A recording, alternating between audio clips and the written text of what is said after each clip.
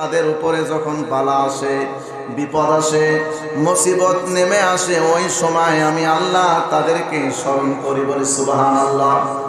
আল্লাহ সুবহানাহু ওয়া তাআলা সূরা হামিম সাজদার ভিতরে ঘোষণা করেছেন, ইন্নাল্লাযীনা ক্বালু রাব্বুনাল্লাহু সুম্মা ইসতাকামু তাতানাজ্জালু আলাইহিমুল মালাইকাতু আল্লা তাখাফু ওয়া লা তাহজানু ওয়া আবশিরু বিল জান্নাতিল্লাতী। আল্লাহ বলে, ইন্নাল্লাযীনা ক্বালু রাব্বুনাল্লাহ, নিশ্চয় যারা অতীতে বলিয়েছিল আল্লাহ আমাদের রব, আর সেই রবকে যারা স্মরণ করেছিল, রবের উপরে যারা ইস্তেকামাত করেছিল। ইস্তেকামাত শব্দের শাব্দিক অর্থ হলো সুদৃঢ়, মজবুত থাকা, নড়াচড়া না করা, ধীর স্থির ভাবে বসে থাকা। যতই জলোচ্ছ্বাস আর ঘূর্ণিঝড় আসুক না কেন, যতই বালা মুসিবত আসুক না কেন, আমাদেরকে মজবুত ভাবে রবের উপরে, দিনের উপরে, রবের স্মরণ থেকে এক চুল পরিমাণ নড়াচড়া করা যাবে না। কথা বলেন ঠিক কিনা?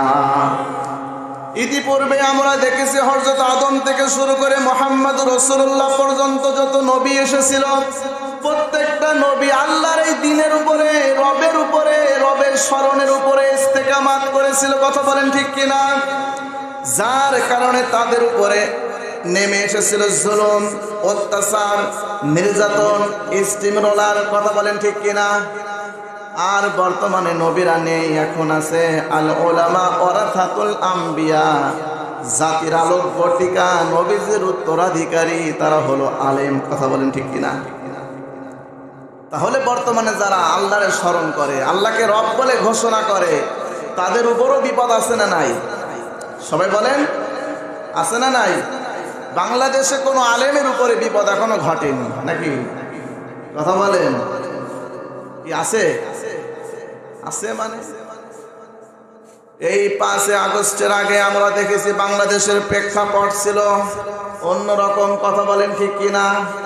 বাংলাদেশের পরিস্থিতি ছিল ফিরাউনের পরিস্থিতি, বাংলাদেশের পরিবেশটা ছিল নমরুদের পরিবেশের মতন। কথা বলেন ঠিক কিনা?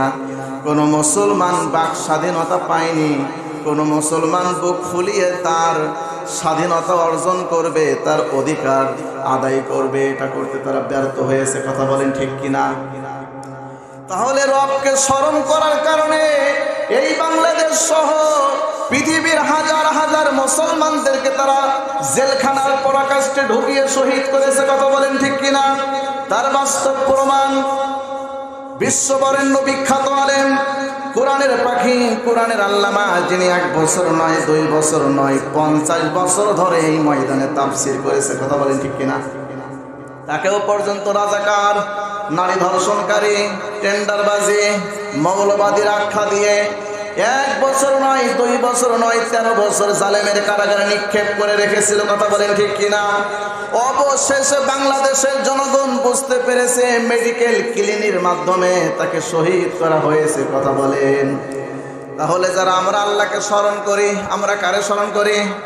যারা আল্লাহকে স্মরণ করে, যারা আল্লাহকে রব বলে মেনে নিয়েছে, বিশ্বাস করেছে, এই কথার উপরে যারা অটল থাকে, অবিচল থাকে, স্থির থাকে, নড়াচড়া করে না, যতই বাধা আসুক না কেন তারপরও দাঁড়িয়ে থাকে। আল্লাহ বলেন, ফাদকুরুনি আযকুরুকুম ওয়াশকুরুনি ওয়ালা তাকফুরুন। আমাকে স্মরণ করেছো, আমি তোমাদেরকে স্মরণ করব কখন?